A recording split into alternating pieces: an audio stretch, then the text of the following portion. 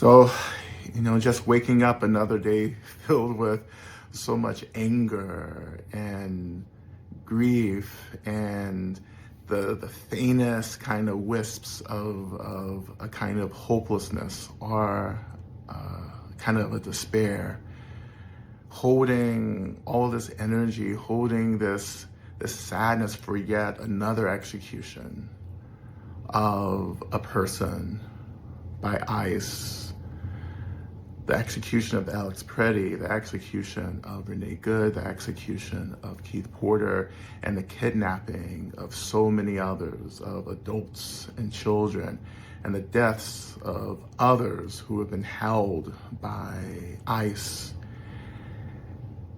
And I want to come on and just, talk about self-care and nervous system regulation and how we're going to get through yet another assault on our minds, spirits, bodies, on our ethics.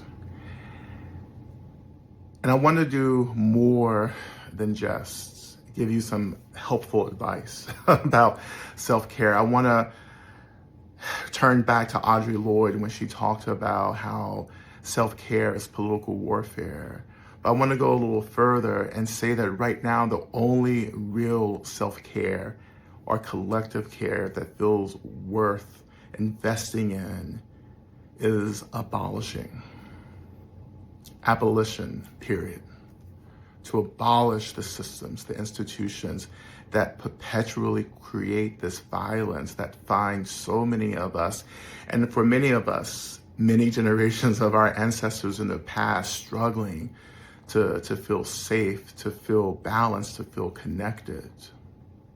And I know there's a lot of fear for some of us when we start talking about abolition, but I want to call into this moment also the spirit of Fannie Lou Hamer, who said, you know what, sometimes you get sick and tired of being sick and tired.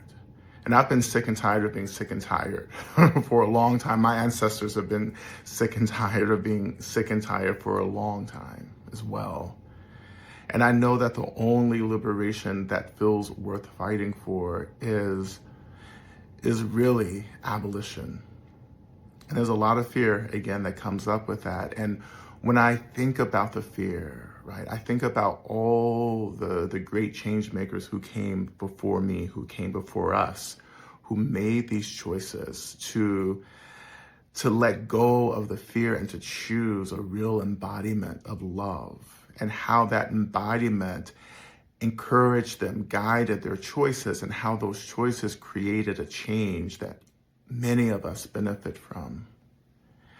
And I think about so many of these change makers all the time, from Harriet Tubman to Angela Davis to James Baldwin to Malcolm X, so forth and so on. I've been talking about these great folks for many years, and I write about them, I teach about them all the time. And I do so because I must always be reminded that the choice to abolish, the choice to get free, will always feel full of fear. It will always feel like it's like terror itself. It will feel isolating, right? And I know that this is the only choice that we can make right now if we are interested, committed to a real liberated future. And all of this has to be done with the deepest, most profound embodiment and ethic of love. And if you're not here willing to do this hard work of loving and abolition, then you're not here to work, right? So as many of us continue to lean into this moment, to say yes to this moment, we have to have a clear commitment to the abolition of all the systems and institutions that perpetually keep us deregulated, disembodied, numb, hopeless, despair, and in a lot of despair, right? And so we take a breath, we find the earth, we find the seeds, I connect to the ancestors, And we continue pushing forward, really wanting everyone to be free, even the people and the beings who seem to be creating so much of the harm, that are so deeply impacting ourselves, our communities, and our beloveds.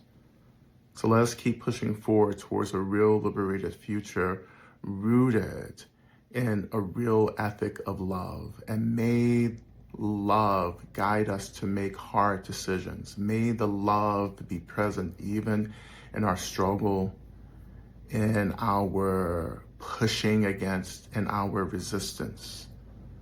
May we always want everyone to be free, and may we always have what we need to make the real choices that are rooted in real liberatory awakening.